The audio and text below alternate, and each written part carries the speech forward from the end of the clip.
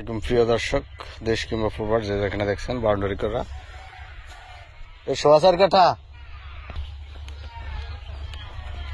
এই যে জমিটা দেখেন সুন্দর শিবের সোয়াচার কাঠা, বিদ্যুতের খাম্বা আছে, তার আছে, এই যে বিদ্যুৎ, এটা এই জমিটা মূলত বিক্রি হবে। যারা দেখছেন লাইক শেয়ার করে আমাদের সাথে থাকুন, আমাদের চ্যানেলটাকে সাবস্ক্রাইব করুন।